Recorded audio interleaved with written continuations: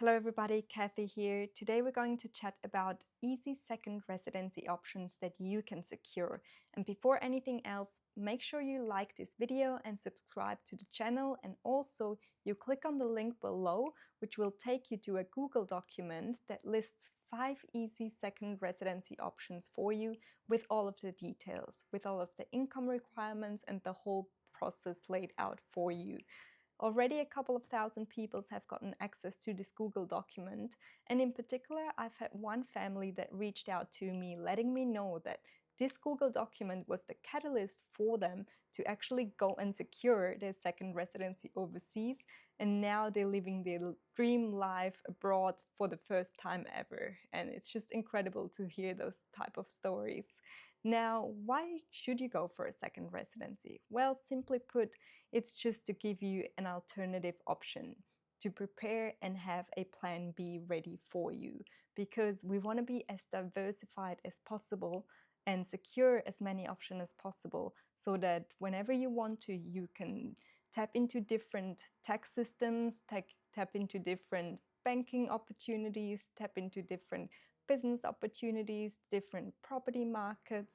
So you see, the more options you secure when times are normal and you're not desperate in looking to tap into those options, the more prepared you are for those times when you actually need to go for that other option, when you need to go and secure that other bank account, or when you need another property somewhere else because you've just cashed in on a lot of money and want to put it somewhere else, and you might not want to keep it all in one country, because we want to be diversified as much as possible and put it in a different kind of market.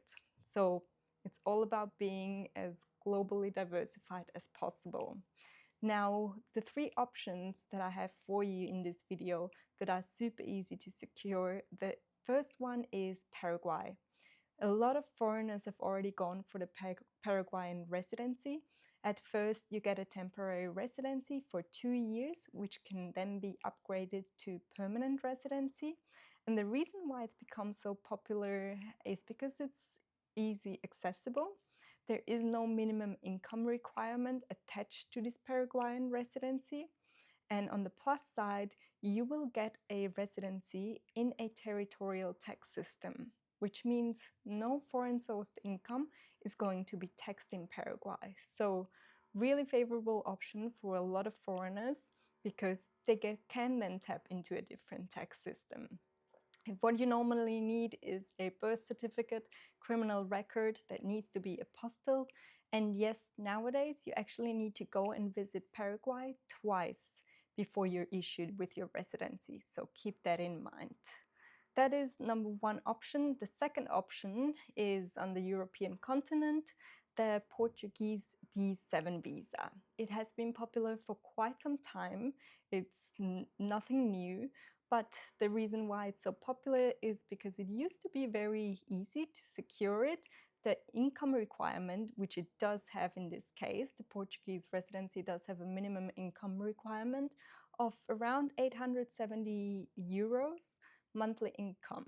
So you need to hit that threshold, which overall is, all things considered, pretty reasonable and pretty low, and you will then get issued with a residency that can also give you access to the Schengen zone, to the European zone, and you can travel more freely around there. Now, be careful with this D7 visa in Portugal. I said at the beginning, it was easy to secure it before the digital nomad visa was issued, because this D7 visa is really specifically designed for passive income. So keep that in mind. Different sources of income sometimes provide, different migration solution. And in this case, the D7 visa was really made for passive income and not active income. Nowadays, we have a new visa that was launched in Portugal, which is the D8 visa, which is the digital nomad visa.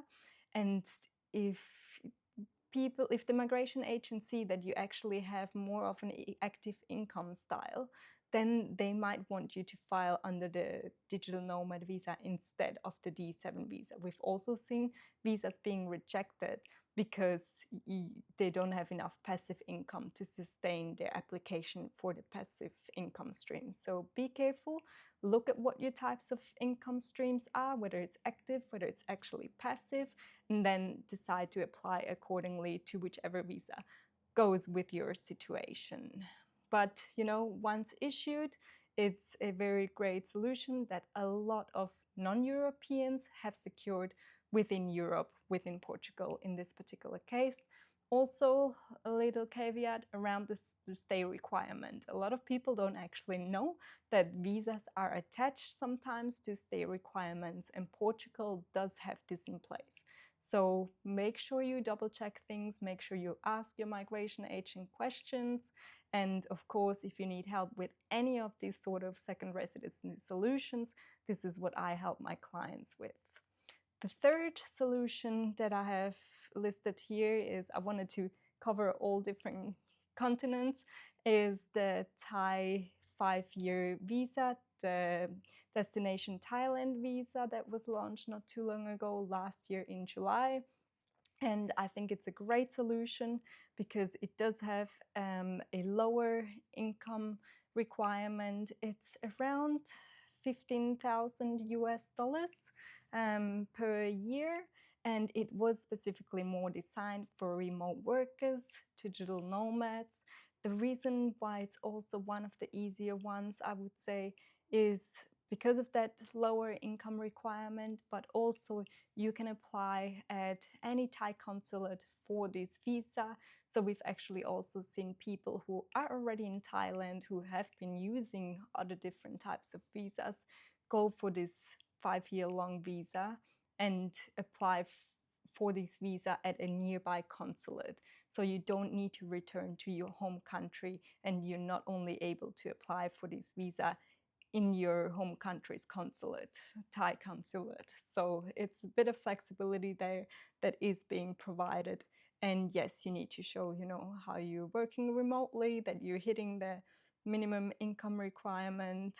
And then it's a 5-year-long visa, which is quite a good amount to have a visa for, which means you don't need to necessarily, renew it every year, because remember, second residency options always normally come with your rights and what you need to keep in mind, the requirements to still keep your visa active.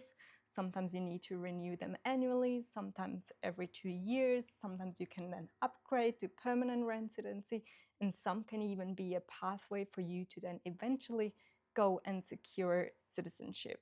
So those are the 3 ones that I wanted to list here in this short video. Remember, it was Paraguay, and then it was Portugal with the D7 visa, passive income stream, and the new digital nomad visa in Thailand called Destination Thailand visa. And this is it for this short video today. I'll see you next time. Thank you.